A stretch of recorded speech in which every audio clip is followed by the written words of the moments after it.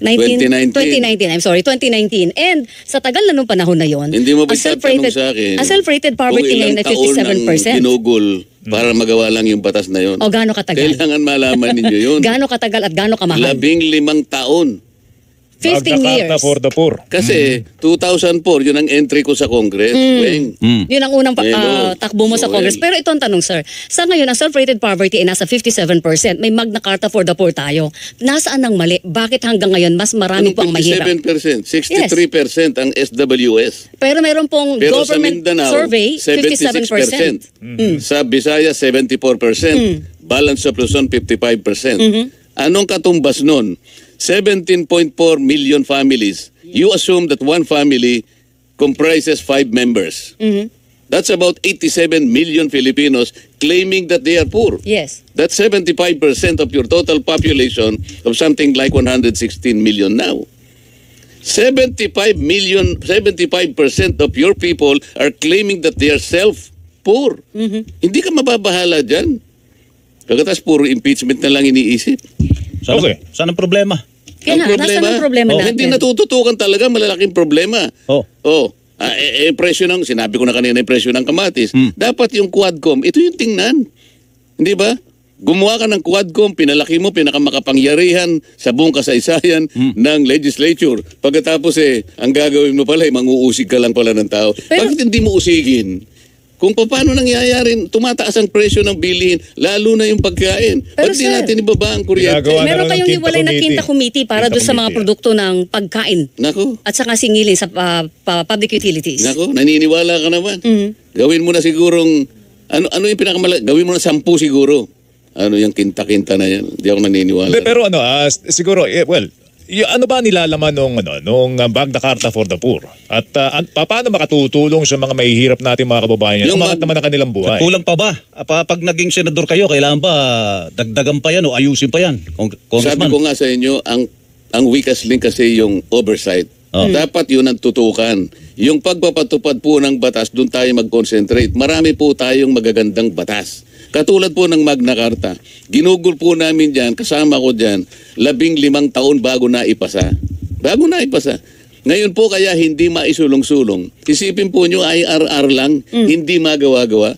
Nakagawa ang ng IRR. Ito pananagutan po ng mga ahensya ng gobyerno na tinadhana doon sa batas. Kung hindi ako nagkakamali, ang NEDA kasama yung DSWD, gawin ka agad ang IRR para maipatupad ang batas na yon. Nung gumawa, wala pong sunset provision. Anong ibig po sabihin nun? Hindi naman kasi kinakailangang manatiling mahirap yung tao At some point in his life, dapat makagraduate siya doon. Ako naniniwala, walang tao na gusto niya na palagi na lang siyang inaayudahan sa habang buhay niya. Gusto niya yung pamilya niya dumating sa punto na maiwanan, makakalas siya doon sa panikalan ng kahirapan. Pero yan po laman ng Magna Carta for the Poor, laman yan ng Magna Carta for the Poor. Ang Magna Carta of the Poor, meron siyang 5 karapatan na para sa mahihirap. Una yung karapatan niya sa pagkain, karapatan sa gamot, karapatan sa pabahay, karapatan sa edukasyon, at karapatan sa hanap buhay. Yung 5 basic na karapatan ng mahirap. Karapatan sa murang bigas, Paring Joel. Oo nga, yung murang bigas. Alam mo ba yung kaya nagtagal? Sabi ko, lagyan nga natin ng konting ngipin kasi merong provision doon. Halimbawa, merong lumapit na isang mahirap, marginalized. Kahit anong opisina kasi kaya niyang lapitan. Pumunta halimbawa sa mayor. Mayor, pwede po ba kung makahingi po wala lang po kami talaga itong araw na ito, gipit na gipit. Kailangan gumawa ka po ng paraan kahit ano yon. Kasi pumunta sa iyo Hindi mo pwedeng tanggihan. Hindi mo siya pwedeng tanggihan. Kaya naglagay ako ng doon na hindi ka pwedeng tumanggi. Gumawa ka ng paraan kahit paano maibsan. Maring hindi mo lahat maibigay nga, pero wag siyang uuwi nang hindi lang siya nabigyan ng kahit ano. Akalain mo nagdebate pa kami ron. Sabi niya, Dante, napakahirap ng isip-isipin mo naman tayo ngayon nagigisain, tayo ngayon ang ilalagay. Isip-isipin, magkaroon tayong pananagutan. Nakalagay naman dyan pagkatapos ng masusing pag-imbestiga na hindi mo man lang hinarap yung tao, talagang mananagot ka. Ayaw nilang magkaroon ng pananagutan Doon kami nagtagal eh. Okay. In short, hindi dapat dinidedma yung lumalapit na Huwag mo mahihirap. i-deadma. Alright. Bigas nahingi lang siya ng konting gamot. Gumawa kayo ng paraan. Yung karapatan sa pagkain, bigas yan, yan ang problema. Yung problema lalo na natin sa yun. bigas. So, paano ba natin mapapababa ang presyo ng bigas immediately, Congressman? Kasi marami nagsasabi, ganito dapat gawin. Kaya lang mga long term po yun eh. Medyo Immediate matagal. kasi mahirap yun eh. Yung immediate kasi, palliative lang yun. Ang nangyari kasi, importation. Pero tingnan mo naman, inalis na sa NHA ang pag-import. NFA, sir. Na NFA ang pag-import. Binigay na lang dun sa, importer. Kaya lang ang importer, nandiyan na yung mga sindikato. So, kung minsan mag-import sila, yung itatago nila. Kaya na kailangan talaga na bantayan mo eh. Oo, may batas tayo dyan, Congressman, yung Anti-Agricultural Smuggling Act. Economic sabotage. Sarap, sir, Economic yun. sabotage Pag yun. nag-smuggle ka, nag-profiteering ka. May kulang pa ba ron? O kailangan pang pag kayo nahalal sa Senado, may gagawin kayo doon? Alam mo yung mga ganun, palliative sila lahat yun eh. Ang importante kasi, ma-restructure natin ang ating agriculture. Oo. Hindi naman lahat ng ating mga probinsya sa ating bansa ay kailangan tamnan mo ng palay. Aha. Pwede mo namang kwentahin. Alam mo kung ilang kabanmelo ang kinakain na bigas ng isang Pilipino sa isang taon. Kwentahin mo lang eh. 1.25 kabans per year.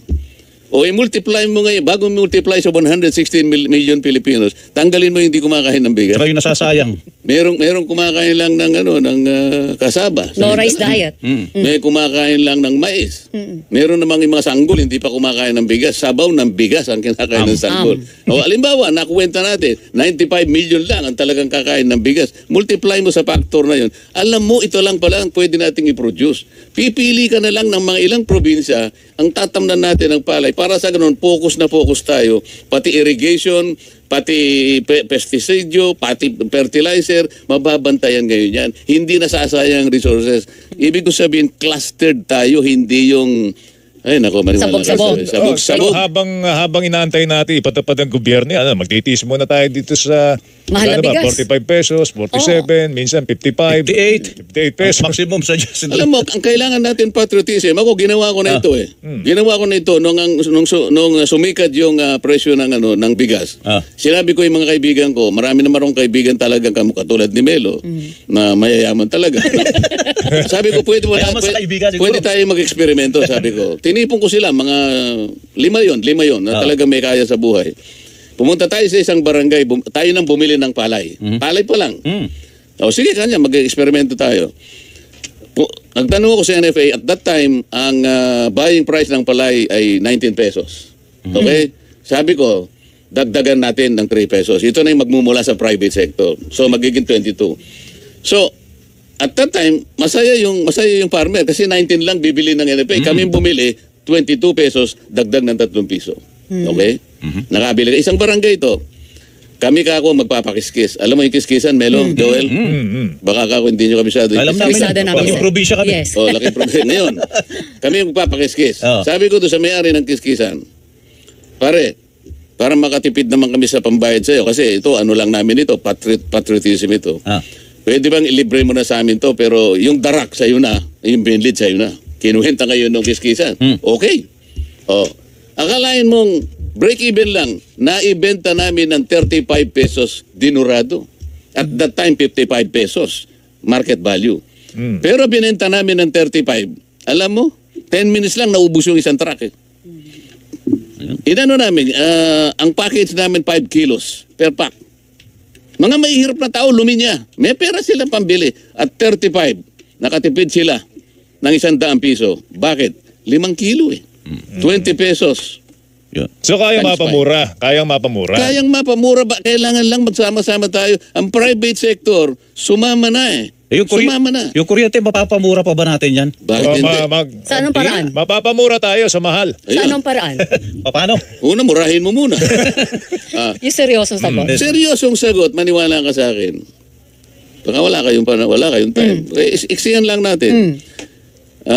System loss. Yes. Yan. Melo, bakit yung ninakaw na kuryente kasama kang nagbabayad? Bakit? Bigyan mo ako ng magandang dahilan kung bakit kailangan mo bayaran. Ay, galit kami doon. Ayaw namin doon. Kaya kailangan bayaran, puputulan kami.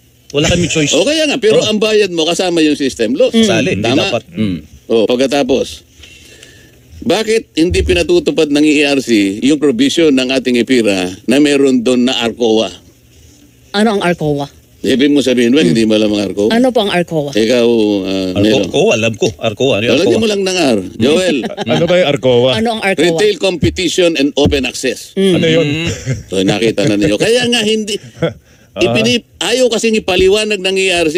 Dapat unang-una silang nagpapaliwanag at pati yung mga guidelines, pati yung mga regulasyon, dapat nagawa na nila. Sinabi ko nga sa'yo, nagawa ang EPIRA 2001 or 24 years ago. Bakit ang ngayong regulasyon ng ARCO? Ano ba yung ARCO ba? Ano ba yung subdivision mo, Melo? Yan lang sa village. Oh, pero yung village na yan, Villager. meron kayong homeowners association. Oo. Pakwenta mo yung aggregate na konsumo ng inyong gilids. Oo. Kapag ka nakwenta mo 500 kilowatts, pwede na kayong mamili ng retailer. Not necessarily Meralco mag-supply sa inyo. Nasa batas yun eh. O halimbawa, inopera ka Melo. Melo, magkano yan? Kwentahin natin. 11 pesos ang binabayaran mo. O magkano ang bid mo? Bibigyan kita 9 pesos. Di ba nakakatipid ka? Ito yung mga paraan. Sundan lang natin ang batas. Wala nga nagpapatupad. Meron pang aggregation. Hahaba lang tayo eh. Okay. Meron akong magagawa. Pero in short, kaya po ba tanggalin na systems loss? Bakit Kasi hindi? yun daw ang effective para na paraan para mapababa talaga agad ang presyo ng Sasabihin ko lang doon sa batas, kuryente. tanggalin mo na yung system loss na nilagay nyo dyan sa batas na yan. Mali yan. But ang problema, Congressman, ilang kongreso na ang nakalipas, ang dami pong panukalang batas tanggalin na systems loss pero walang nakakapagtanggal. So wala kasing gustong magsimula. So, Ako nasa- nagsisimula ako, ayaw nila akong tulungan. So walang political will. Tingnan mo nga ABS-CBN. Sino bang... Ako lang. Wala namang gusto nila sumama sa akin. Meron ka ba nakita isang senador na tumulong sa akin? So, Teka, sandali. gagawin mo sa Senado yung pagkatatanggal sa Ang system systems loss. loss. Bakit hindi? Okay, sige. Asahan namin yan. Bigyan mo sa akin Sa lalong madaling panahon. Melo, kung ikaw ang president ng Senate. Okay. Halimbawa, Teka. sasabihin sa'yo, bigyan mo sa akin yung Alos na. Oh. Committee on Energy. Mamimili kayo, hihiling kayo ng komite na ganan. Bakit? Hindi ko Oo. kayang hingin? Alos lahat na. Sino ba yung dating yung dalawang naging walang banggitan. Walang banggitan. Walang banggitan na pangalan. Sino ba yung naging chairman ng Energy sa Senate? Sige. Sino? Sasaliksikin natin yan. Pero na-cover na natin halos lahat. Na-cover natin ang pagkain. Na-cover na natin ang kuryente. Petrolyo Ano pa. pang hindi nyo Petrolyo, na-cover? meron pa. Tapos yung issue ng kalusugan, gusto kong balikan natin yun.